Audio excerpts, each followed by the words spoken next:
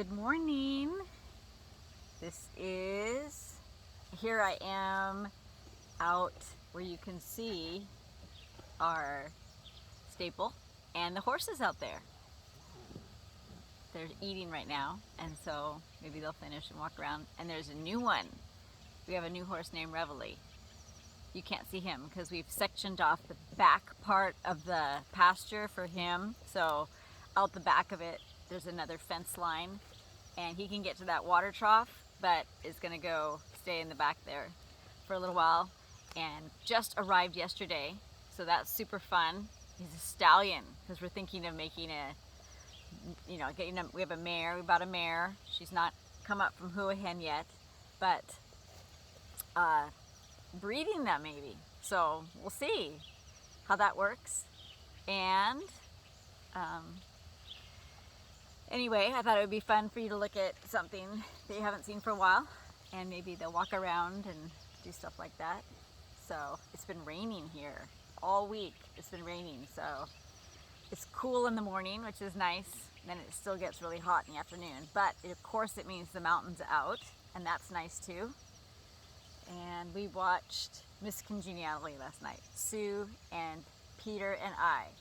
And it had to go on and off, because the electricity was going on and off with the storm. But not so much storm that it blew stuff through the whole living room.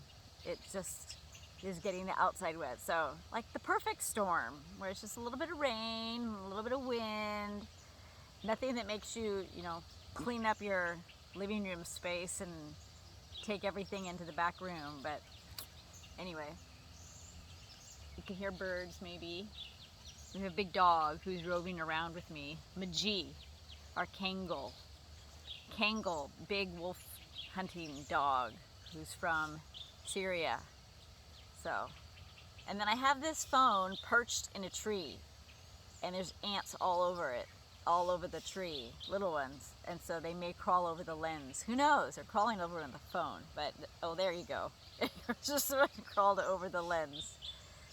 Hopefully they'll just get tired of it and move on. They'll probably gather together and pick up my phone and walk away with it. Anyway, okay, we'll read Gold Cord this morning. Chapter 6. First quote from Ecclesiastes. He comforted them that are losing patience. And here's a poem. Will not the end explain? The crossed endeavor, the earnest purpose foiled, the strange bewilderment of good work spoiled, the clinging weariness, the inward strain, will not the end explain? Meanwhile he comforteth them that are losing patience. 'Tis his way, but none can write the words they hear him say, for men to read. Only they know he saith sweet words and comforteth. Not that he doth explain the mystery that baffleth, but a sense husheth the quiet heart, that far, far hence lieth a field set thick with golden grain, wetted in seedling days by many a rain. The end it will explain. And this chapter is called Dead Babies. A few days after that hour, under the olive trees, our first baby was brought to us straight from the hands of a temple woman. She was a fragile, little creamy-colored thing, like a delicate wax doll. Soon afterward, 2 more came. The bar that had kept them from us was down at last. A Swedish pearl fisher has told of the finding of his first large pearl. I sat there for hours, holding this precious thing as if I were nursing a baby. That's where pearlers call their babies, and fairly seeing visions. We too saw visions, visions of these grown up. Within a year, all 3 babies died. Before that, Mr. Walker, who had been home on short furlough, had returned.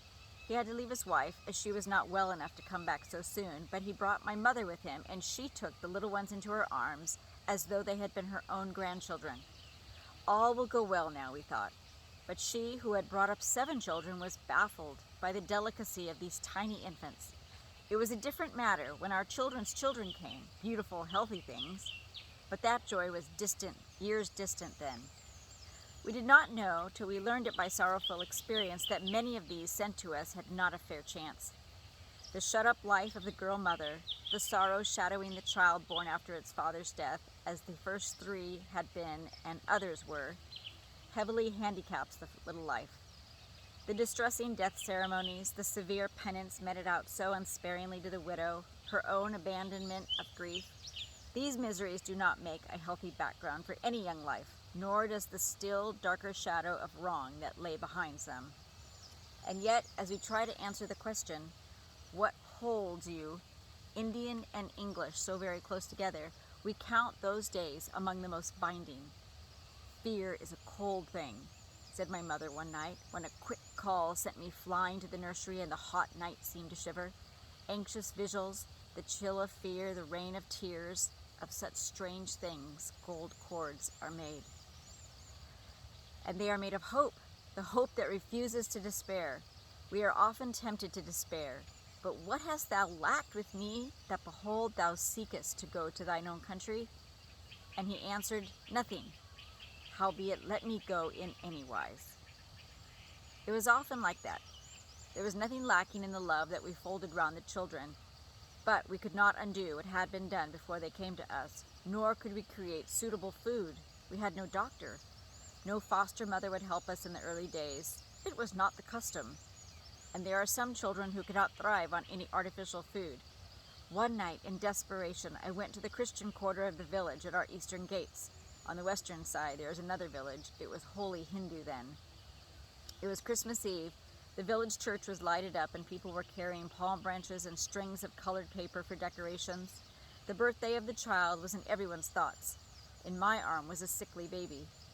I held it close and tried to soothe it as I sought for some mother who, for the love of that little child, the capital C child, Jesus, heaven's gift of love to us, would help this piteous baby whose weak wails smote my heart. But I could not find one. It seemed too sad to take it back uncomforted that Christmas Eve. And now to the world in general looking on, not unkindly, we appeared to be failing badly. What were our hopes? Dead with the dead babies, withering with the withering children? We could not give up. It never came into our minds to do so, but we were sometimes sorely tempted to discouragement, and then always what held us in confidence and peace was some word that was given to us and that we kept in the midst of our heart, a word that was life to us and health to our flesh.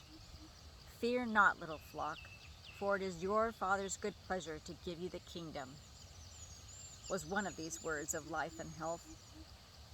When all looked hopeless, we looked back to it.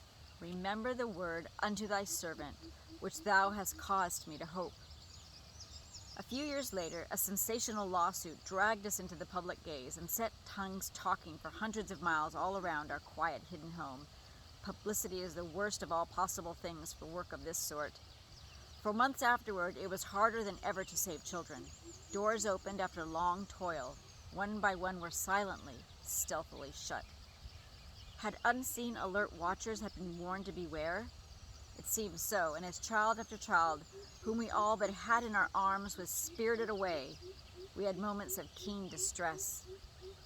Then another scripture came, and with great might succored us. Shall the prey be taken from the mighty, or the lawful captive delivered? But thus said the Lord, even the captives of the mighty shall be taken away, and the prey of the terrible shall be delivered. For I will contend with him that contended with thee, and I will save thy children. Earnestly then our hearts answered, confirm to thy servant that promise of thine. Now the asterisk is from Psalm, and then there's a Roman numeral. I told myself to figure it out and I didn't. CXIX 38. Is that 100 and, I don't know, 119? I'm sorry. I should have looked at that. And it was confirmed, though it was never easy to find the special child that we exist to save, the child in temple peril. And as we could not take all who needed care, we had to try to keep to those for whose rescue we were specially commissioned. But more than one baby fold was open about that time, and many little ones, as needy as these of ours, were gathered by others into safety. With the coming of each new child, we learned a little more of the private ways of the dreadful underworld of India, but it was a long time before all the secret sources of traffic in the bodies and souls of children were uncovered, and as we penetrated deeper and deeper into the underlife of the land, and came upon things that were hateful even to know, we learned what F. H. Myers meant by fierce and patient purity. Yea, Lord, I know it. Teach me anew with a fierce and patient purity. I must confront the horror of the world. We can only touch evil by virtue of the cleansing blood. Nothing but the white fires of God's holiness suffice from such contact. Move out from the full stream of Calvary, and you know yourself not only defenseless, but stained. Once our friend F.R. Hemingway, keen to give us a little relaxation and knowing how we cared for books, sent one which was partly a study on the seamy side of life in the West. We could not read it. We had enough to do with such contacts in the ordinary way of duty, and we told him so. He sent us Leno Faulkner's lovely little almost unknown Cecilia de Noël, then, and the life of Edward Burne-Jones by his wife, and other good things. Such friends and such books were like cool winds. They carried us into new air. In the life of Burne-Jones, we came upon an arresting paragraph.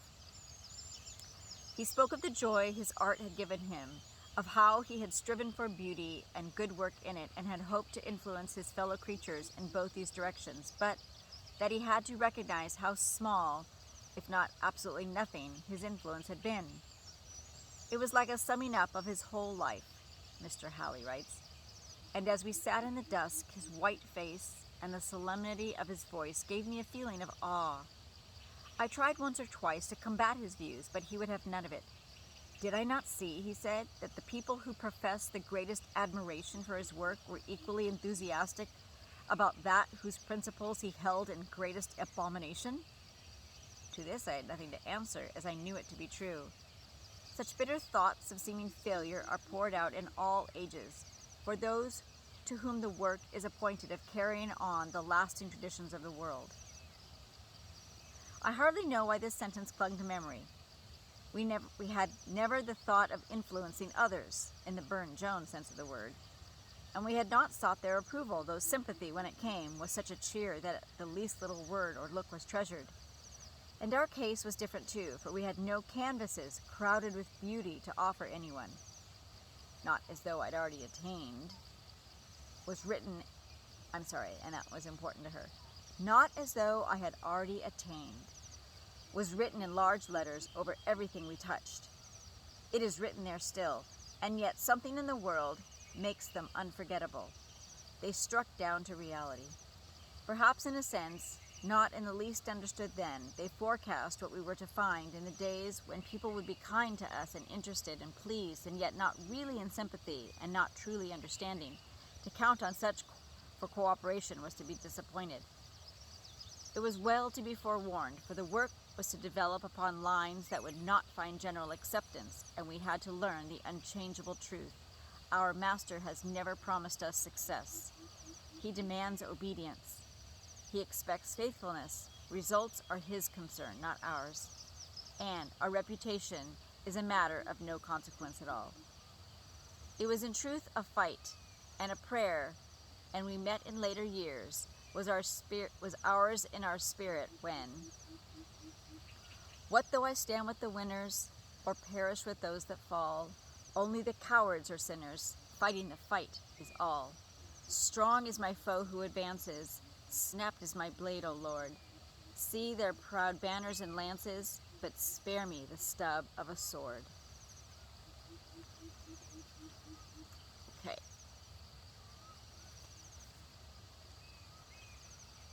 All right, I'm going to stop now. That was chapter 6.